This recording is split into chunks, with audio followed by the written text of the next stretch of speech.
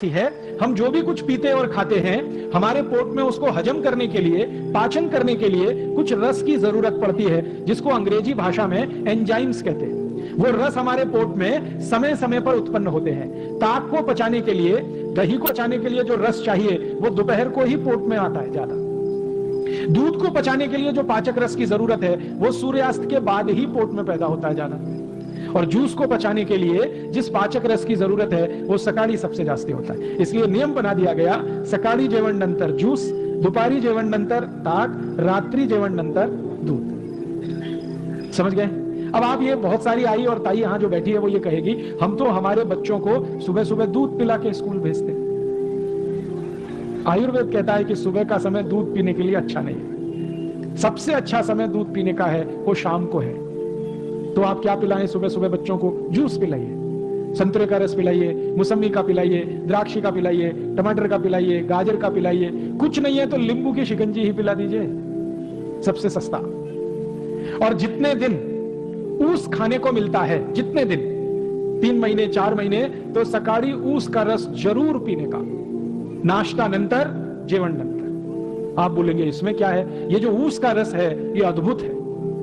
इसकी सबसे बड़ी विशेषता है कि इसमें भरपूर मात्रा में कैल्शियम है। और हमारे शरीर की ये जो हड्डियां होती हैं इनको बनाने के लिए कैल्शियम सबसे जास्ती उपयोग में आता है। और जूस जो है ऊस का रस, उसमें सबसे जास्ती कैल्शियम। फिर दूसरे नंबर पे सबसे जास्ती फास्फोरस है।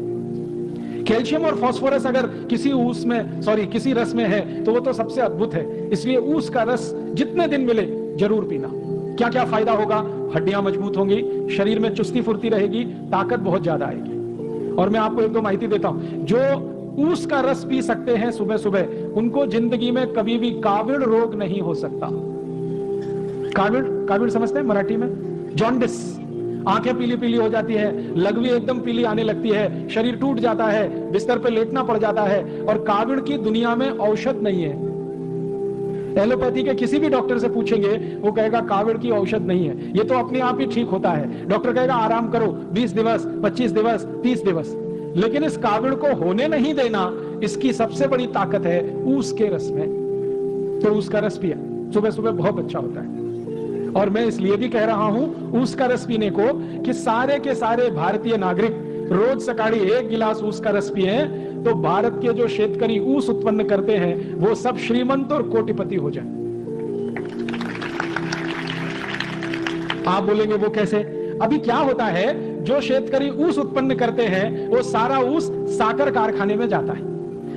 साकर कारखाना चलाने वाला तो कोटिपति और श्रीमंत हो जाता है, शेतकरी वहीं का वहीं रोडपति रह जाता है। मैंने संपूर्ण भारत का 3 बार प्रवास किया, उत्तर, दक्षिण, पूरब, पश्चिम। जो भी शेतकरी ऊस उत्पन्न करते हैं सब गरीब हैं, रोडपति हैं। लेकिन उनके ऊस को साखर बनाने वाले जो श्रीमंत हैं और कोटिपति हैं, कारखाने के मालिक, वो सब उद्योगपति हैं। ये चक्कर क्या है? चक्कर बड़ा सीधा है। ऊस का भाव बहुत कम है, साखर का भाव बहुत जास्ती है। ऊस पैदा करने वाले शेतकरी को भाव कम ही है, लेकिन साखर बनाने वाले श्रीमंत को भाव सबसे जास्ती है। तो मेरा तो यह कहना है कि ऊस में से साखर बने, एक भी शेतकरी श्रीमंत नहीं हो सकता। अगर इसी ऊस का रस बिकने लगे और सारे भारतवासी पीने लगे तो ऊस उत्पन्न करने वाला हर एक शेतकरी श्रीमंत होता है। और एक फायदा होता है, अगर ऊस का रस पिए ना तो नपुंसकता की बीमारी कभी नहीं आती। मैं आपको एक छोटी सी माहिती देता हूं। अगर आपके घर में ऐसे कोई पति पत्नी है जिनका विवाह हो गया लेकिन बच्चे उत्पन्न नहीं हो रहे, कभी किसी को भी हो सकती है, स्त्री में भी हो सकती है, पुरुष में भी हो सकती है, ऐसे किसी भी पति पत्नी को कहिए कि अगर बच्चा चाहिए तो ऊस का रस पियो। और क्या डालकर पियो?